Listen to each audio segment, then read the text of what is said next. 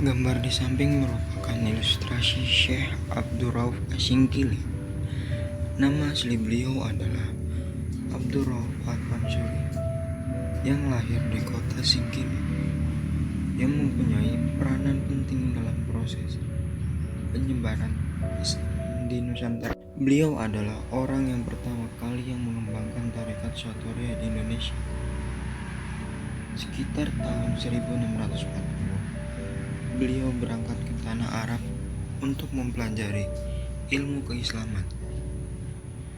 Ia mempelajari tarekat Syatoria dari gurunya yang bernama Ahmad Kusasi dan Ibrahim Al-Qurani. Syekh Abdurrauf Asingkili memiliki sekitar 21 karya dalam bentuk kitab-kitab tafsir, hadis, fikih, dan tasawuf. Beberapa karya tersebut antara lain kitab tafsir yang berjudul Turjuman Al-Mustafid, Pemberi Faedah. 2. Umdat Al-Muhtajin, yaitu karya yang terpenting ditulis oleh Abdurrauf Asingkili.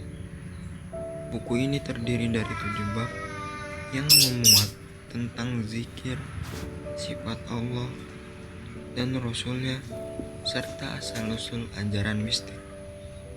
Pada pembahasan bab terakhir, beliau menceritakan riwayat hidupnya dan gurunya. 3. Mir'at Al-Tulab, kitab fikih karya Al-Mansuri.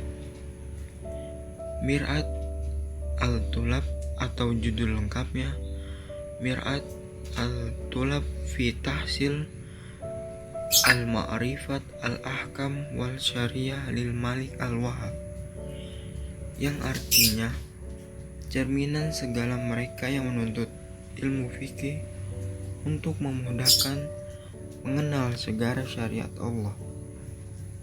Adalah karya Syekh Abdul Rauf bin Ali Al-Jawi Al-Singkili. Syekh Abdurrauf Asingkili mendapat julukan Syekh Kuala sebagai penghargaan masyarakat Aceh kepada perjuangan beliau, maka namanya dijadikan sebagai perguruan tinggi di Aceh, yaitu Universitas Syekh Kuala. Gambar di samping merupakan ilustrasi Syekh Muhammad Arsyad Al-Banjari. Beliau lahir di Lok Gabang, Martapura, Kalimantan Selatan tahun 1710. Lahir dari pasangan Abdullah dan Siti Aminah. Ketika masih kanak-kanak, beliau diadopsi oleh Sultan Tahlilullah untuk dididik secara tuntas.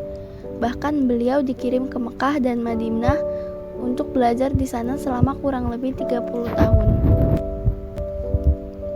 Sebelum berangkat ke Tanah Suci, beliau dinikahkan dengan seorang putri yang bernama Bajut sebagai sarana untuk mengikat perasaan dengan keluarga di tanah air.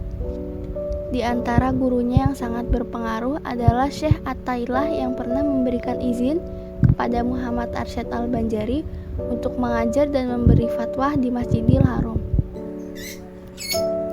Selama belajar di Tanah Suci, ia berteman dengan para ulama, di antaranya sebagai berikut.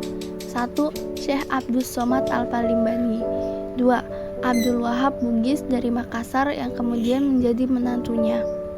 3. Syekh Abdurrahman Masri dari Jakarta. Sekembalinya beliau dari Tanah Suci adalah membina kader-kader ulama. Beliau meminta kepada Sultan Tamjidillah sebidang tanah untuk dijadikan sebagai pusat pendidikan.